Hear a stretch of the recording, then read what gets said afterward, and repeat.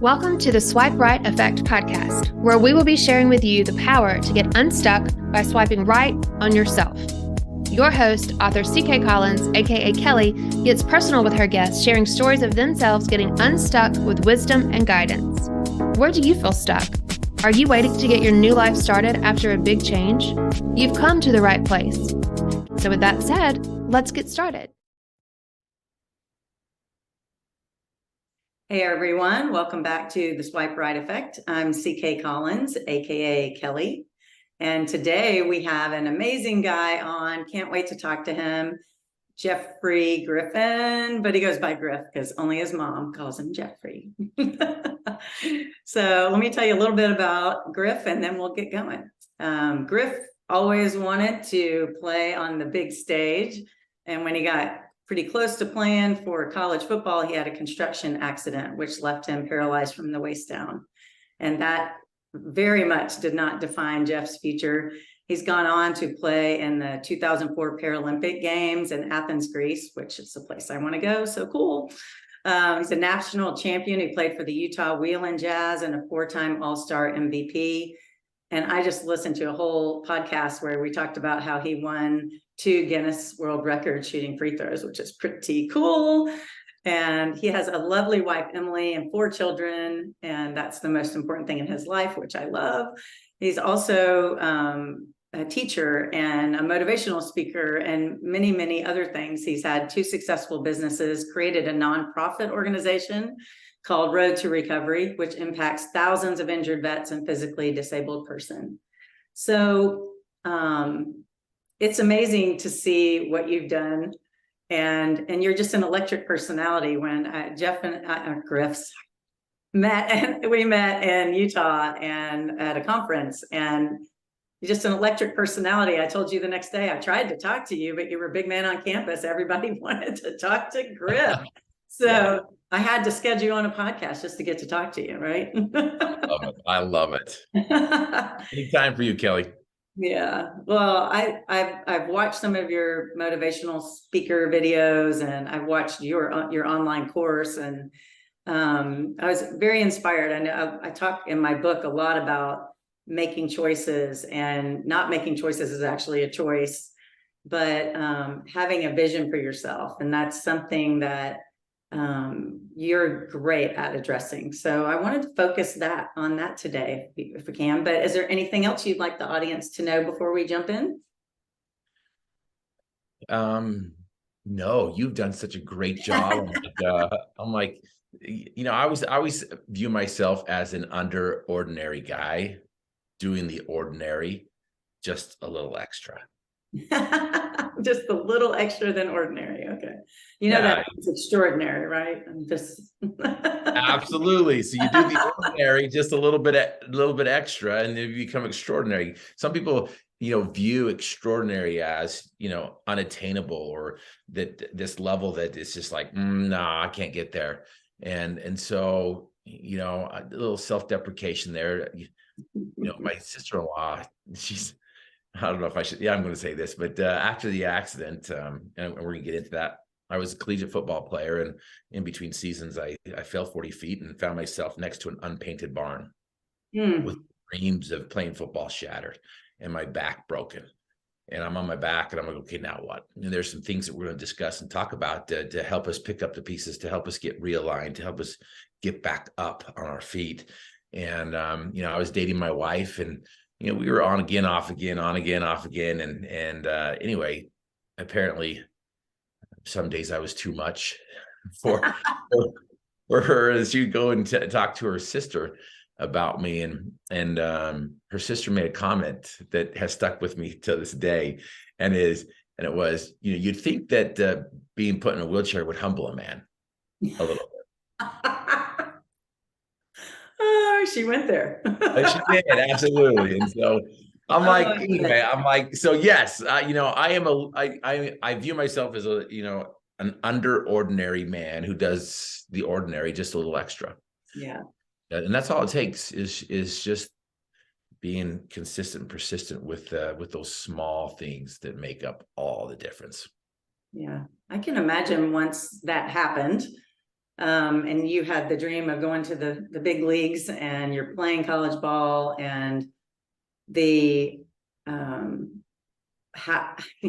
had to completely shift your vision for yourself, I imagine. Yeah. What was that process like for you? Yeah, because my whole identity, Kelly, was wrapped up in my physicality.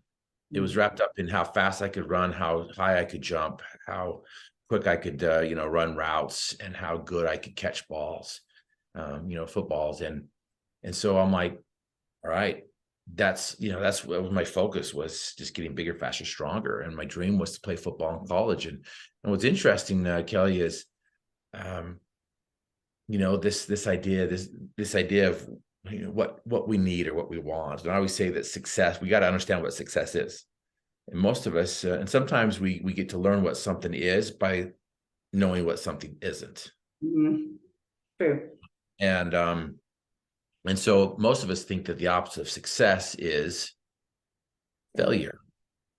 And that's not true at all, because I've never met anyone who has not failed their way to success. And I always tell people, I'm like, give yourself permission to fail, because failures at first are triumphs at last, as long as you just don't quit. And I think that's the opposite of success, is to quit or to not even try. And so, so success to me has a 3-part series. You got to know what you want, you've got to finish what you start, and you got to celebrate the process. KFC, I didn't even catch that until my daughter came in.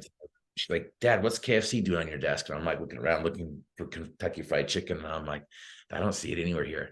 And then I realized what she was pointing at, and that was the definition, or those 3 steps to success: know what you want, finish what you start, and celebrate the process. Wow. Yeah. And so most of us don't know what we want. And fortunately for me, as a young kid, the song that sang to my soul was to play football in college. I'm like, I want to play football in college. And I carried a football with me wherever I went. I played it in the springtime. I played it in the summertime. I played it in the winter. Drew up plays on, your chest and said, see that patch of powder? I can picture that. Yeah. Yeah. And then after I caught it, and with big old, powder face, I'd come back and toss the ball and say, let's run it again. And here's what's interesting.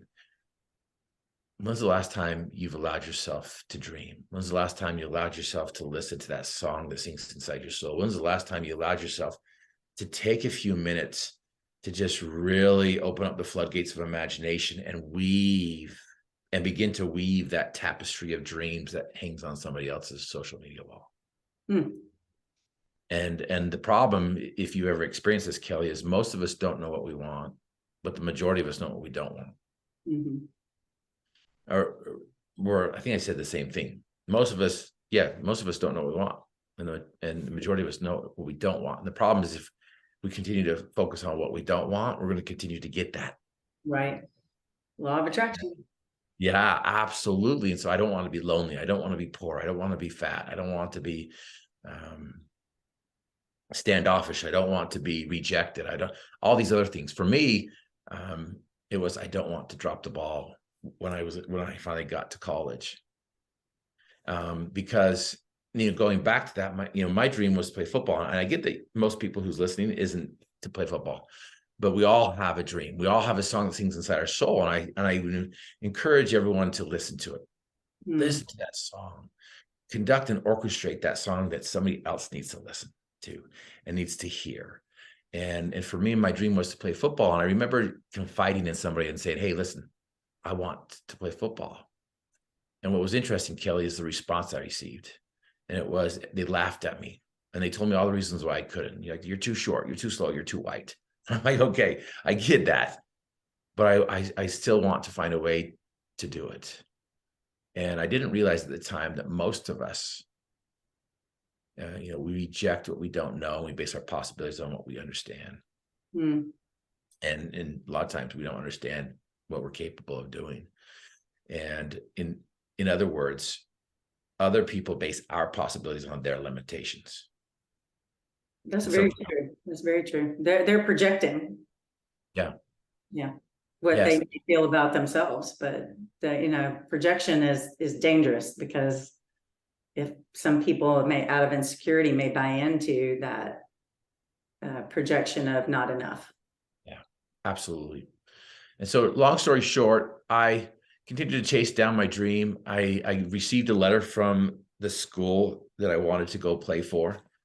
And I got to taste the sweetness of success and played 2 downs in college. I got to know what it would be like to be on that, the first team, to be on the big stage, to be out there on the field instead of just in the stands and instead of just on the sideline, but in the field of football. And what's interesting is we as leaders, successful leaders and leaders of success, we need to learn how to get people not just to the stadium and not just on the sideline, but to get them out on that field called life. Allow them to play this game called life. And I've learned that most of us don't play because we don't know. We don't know what we want. We don't finish what we start, and we don't celebrate the process. We don't understand the true meaning of success. And for me, I was fortunate enough, I say fortunate enough, because in between seasons, as I mentioned, I had to earn some money to go back and focus on football. And I was at a construction site, working for myself as a painter. I was up 40 feet on some scaffolding and a ladder, and I fell 40 feet. It slipped out from underneath me. I came straight down, stuck the landing, broke my back, changed my life forever. And I went into a tailspin because, as I mentioned, my whole identity was wrapped up in my physicality. It was was wrapped up into this dream I had created, and fulfilled, being able to experience that for 2 downs. And it was just taken away. And I entered that sauna of self-pity, and I was just wallowing in it. I was shaking my fist at God. I was, just angry at the world. I was sad. I was lost, and I was in a tailspin, and it was ugly. And anyone who came by me, I would invite them into my syrupy, sticky sauna of self-pity. And that did not like that when you go through a divorce too. Right. No, I'm sitting here going, just like divorce. Like you get married, you're happy, you're experiencing your dream, everything's good, and then your feet get taken out from under you, and then you're stuck in the syrup. That's perfect. Yeah, absolutely. And so it's every one of us experiences problems. We all experience challenges, and so the question I want to present to your listeners is, how do you deal with major setbacks and difficult challenges? What's your MO? What's your go-to? Because most of us, I should say most of us, some of us believe that we'll rise to the occasion. We'll figure it out when it happens. But in reality, we don't rise to the occasion. We decrease to what's comfortable, what we're familiar with. Right. And so, when the moment to perform has arrived, the moment for preparation has passed. And so it's like, all right, what are we doing? What are we performing for? What is going to be our finest hour? What is going to be that moment in our life when we are figuratively tapped on the shoulder and offered a special thing unique to us and fitted to our talents? And so, I was never prepared for this moment, falling 40 feet, breaking my back, and ending up in a wheelchair where I couldn't even move. I couldn't get out of the bed without the aid of 2 nurses. And everything I did was just I just struggled. And so, going back to how do you, because like you said, we're all going to be dealt with some problems, some difficult problems, and some difficult challenges that are unexpected. And so how are we going to deal with those challenges and those setbacks? And are we going to be prepared for them? Are we going to be able to get back up? Are we going to be able to dream new dreams? Are we going to be able to, give our hearts a reason to beat again? How are we going to deal with that and to not just survive, but thrive in life? And fortunately for me, there was a prisoner in the hospital going through therapy, and he asked me a question that set me free from my prison. Wow. And the irony, here's this prisoner that people think second class, they cannot give anything to society, contribute to the world. But this prisoner set me free from my prison. Wow. And I asked a question that changed my life forever, that helped me deal with these challenges and see problems a little bit different, to help me flip the switch and reframe things and see things for what they can be instead of for what I see them. as.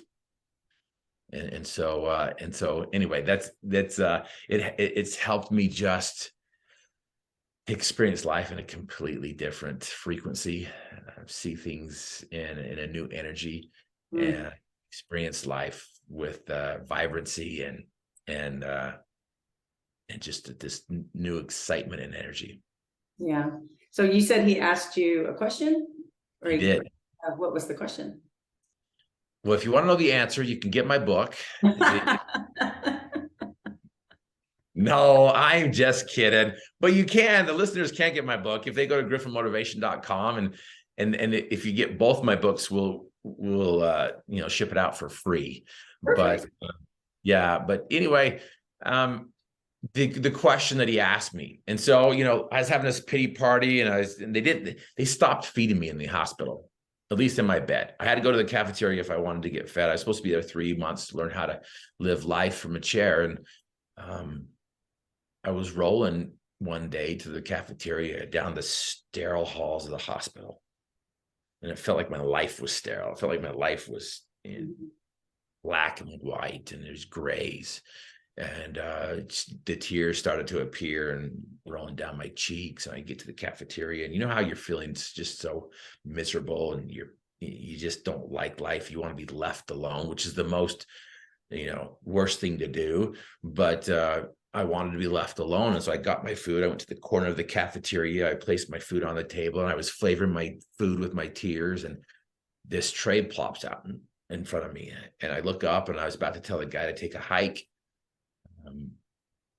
when he asked the question that changed my life. And the question he asked me was, "Why are you crying, dude?" And I'm like, "What? Why are you crying, dude?"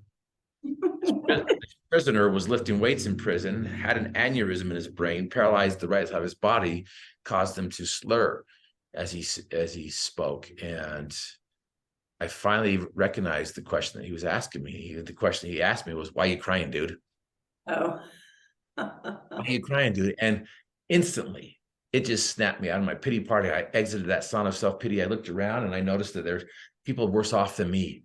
There were people that you had it worse than I did. I looked, and there was a guy who was paralyzed from the neck down. He had a halo screwed to his skull, and he couldn't even feed himself, couldn't do a thing.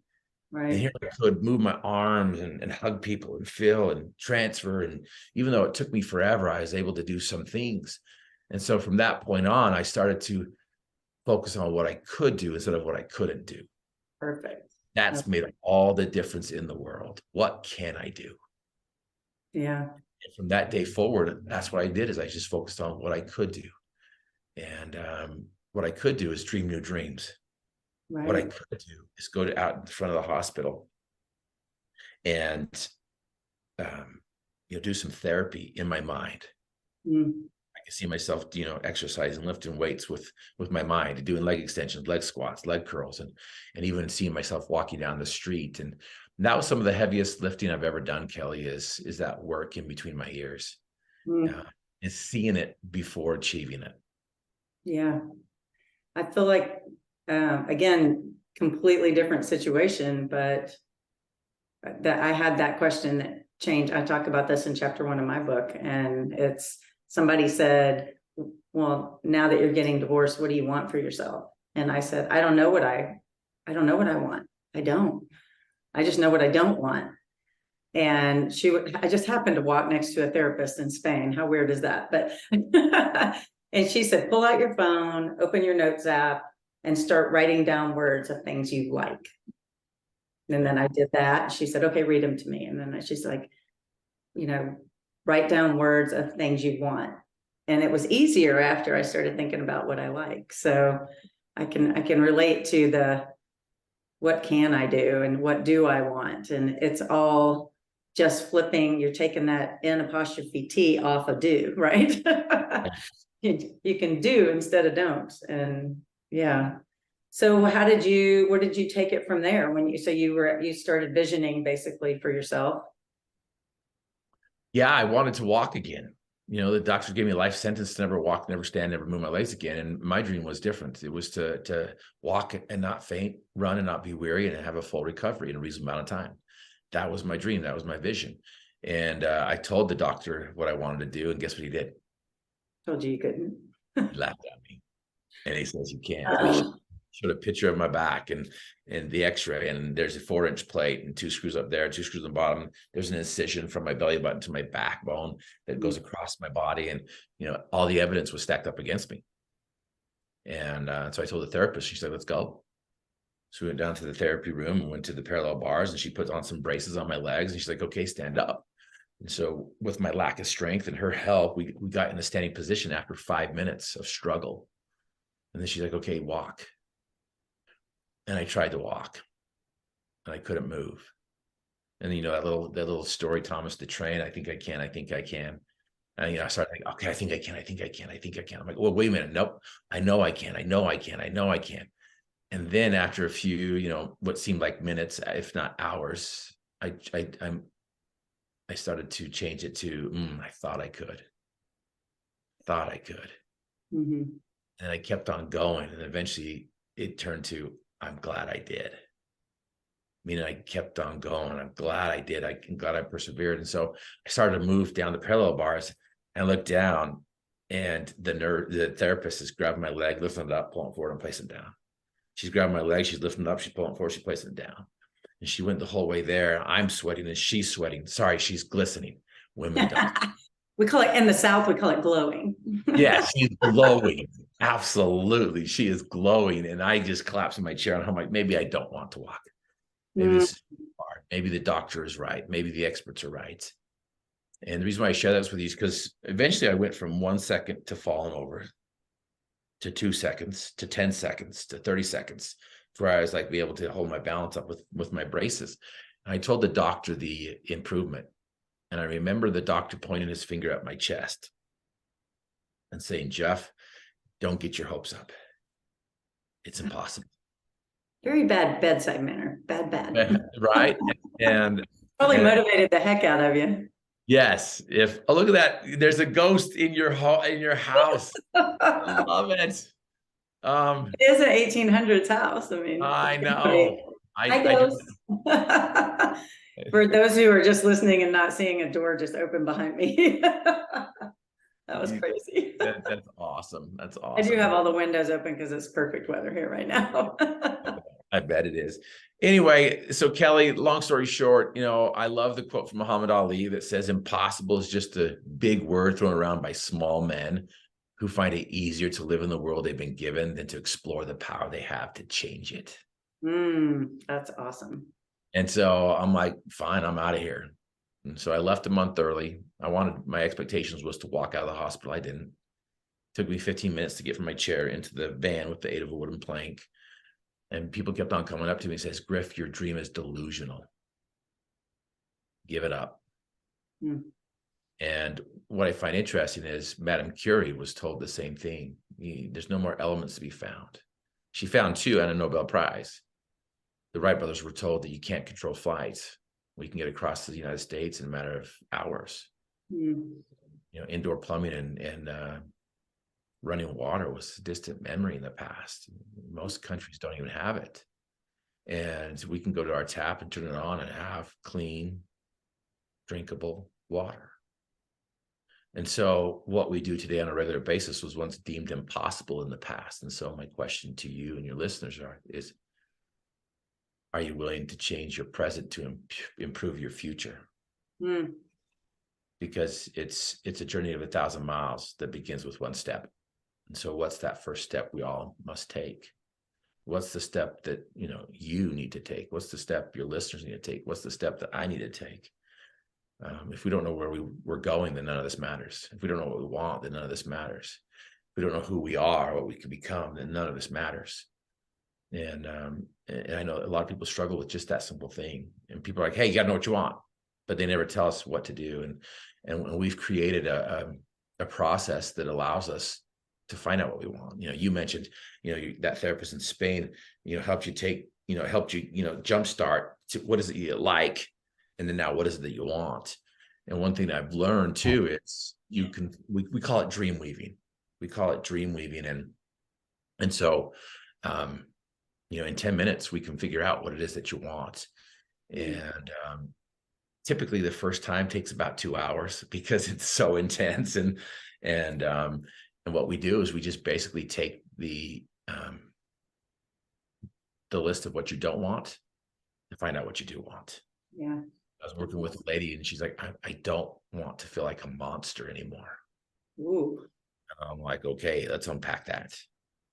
And that one simple word monster, had like 6 or 7 things that were attached to it. And we discovered what exactly she wanted from that simple statement, because it came from her heart. It came from the deep feelings and, the recession of her soul. And we were able to find out, okay, that, that hits, that lands, that's emotional. Let's take that.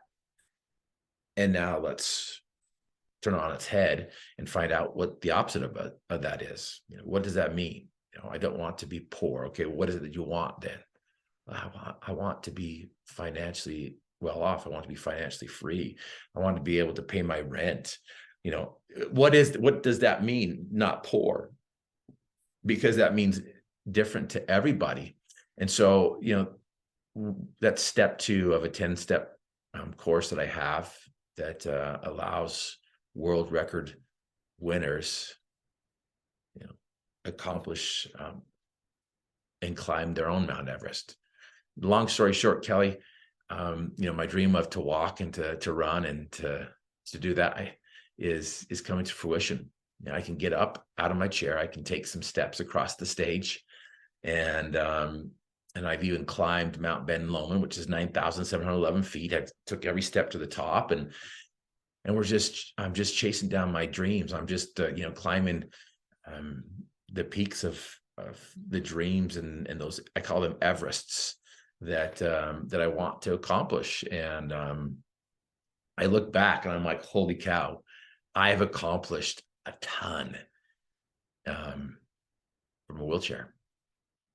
And it's just so exciting. I've learned that inch by inch is a cinch, yard by yard is hard.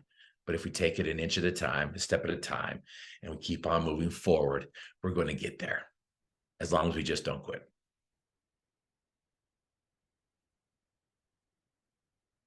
I can't hear you. I don't know if you're on mute.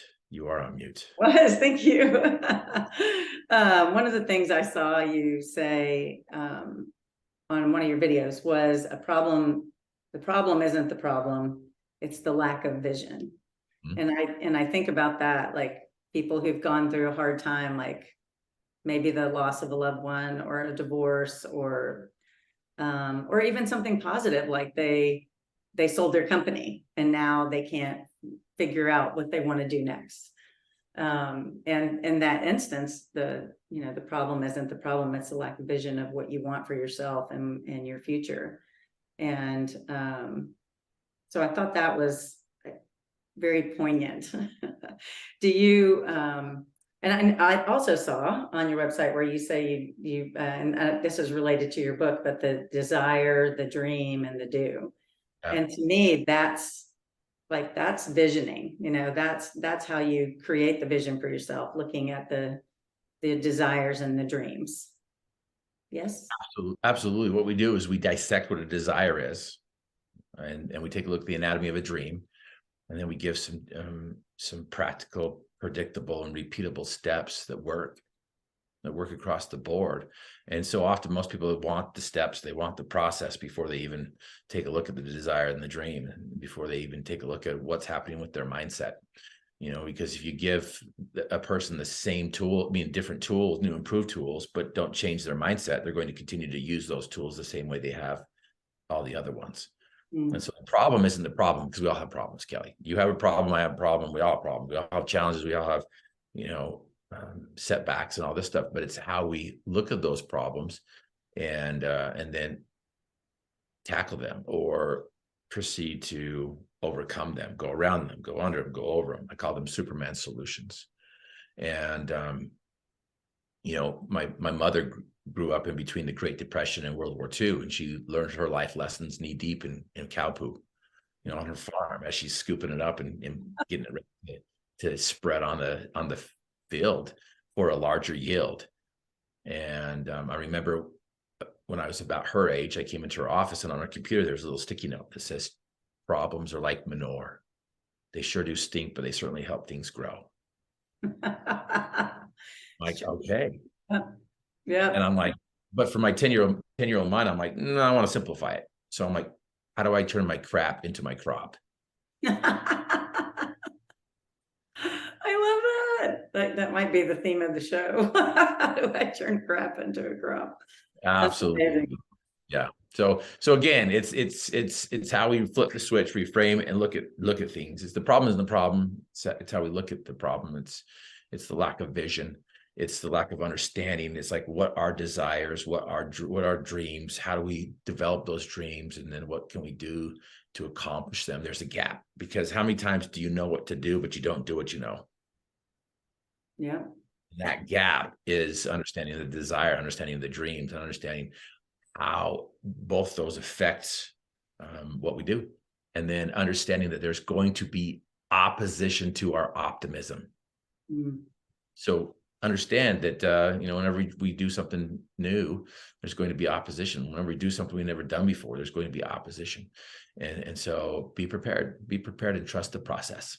And most of us don't know what the process is. And so that's why we put together this 10-step course that helps world record leaders follow and finish with exactness.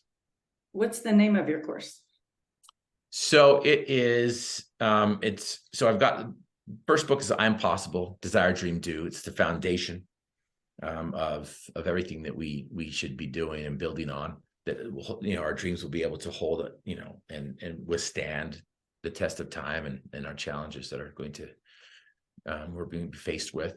Second one is Endless Possibilities, the 90-day recipe for world record results. It's the tool that helps you make that change, to help you be consistent. And then the course is called You Are the Solution to Impossible, and it's just a 10-step course that we go through those 10 steps. That there's 4 pillars that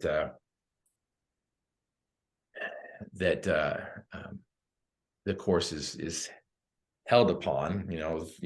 First pillar is desires, dreams, roles, and goals. Second pillar is establishing holy habits and righteous routines. The third one is creating a team and the tools to produce the results that we want. And then the fourth one is maximizing our momentum. And most of us want the third pillar, and we skip the first two. And anyways, that 10-step course will just walk you through it and take you through it, and you'll stumble, you'll fall, you'll get frustrated, you'll get upset, but then you'll also, like the phoenix coming out of the ashes, you're just going to open up and soar and explore and just live life to the fullest. It's a beautiful thing. So where can the listeners find you and the course and the books? If you go to griffinmotivation.com, Griffin like the mythical beast, Griffin motivation, griffinmotivation.com. If you go to the shop section, you can go there and you can take a look at my courses. We speak all over the world, and a lot of times we need that jump start. A lot of times we need that defibrillator of excitement and energy and mindset and belief. And so I offer a transformational message and a life-altering experience, and the course is similar. It changes lives, and so as I mentioned, if you buy both those books, Free shipping free. In fact, we'll even throw a little bit of love to your listeners, Kelly. If you use the coupon code LOVE, we will knock off 50%. Wow, thank you. That's so nice of you. Well, I hope everybody will take advantage of that. And I have one final question, Yes, which I asked all of my guests, and that is, what feeds your soul, Griff? What feeds my soul? My imagination. Ooh. My zeal for life. The understanding of possibilities. The desire, dream, do is the foundation. But at the footings of that foundation is the possibility principle. It's the P squared mindset. And that's what fuels my soul, is just knowing that I have the ability to achieve my dreams and desires, that I come from infinite intelligence, that I've created a predictable, repeatable, resilient routine that's going to allow me to experience the results that come from tapping into the laws of life. And so, just having that P squared mindset is what fuels my soul. Awesome. I haven't had that answer before. That was pretty great. So thank you for being here. I really appreciate it. And again, it's griffinmotivation.com is where you can find out more about Griff, and I'll put all of that in the show notes. And thank you for coming and talking to me today. I really, I enjoyed it very much. Thank you. Thank you, Kelly, for allowing me to shine some lights on what you're doing. There's power in organized effort. And so thank you for this power and light that you are sharing with the world. Oh, thank you. Well, I want to learn, and I just want to bring my listeners along with me. That's the whole point. So, and speaking of listeners, thank you for tuning in today, and I'll see you next Wednesday. Kelly's book is available on Amazon and through your local bookstores. Look for the Swipe Right Effect, the power to get unstuck. Kelly's interviews with 10 friends from around the world unlock powerful truths to getting your new life started.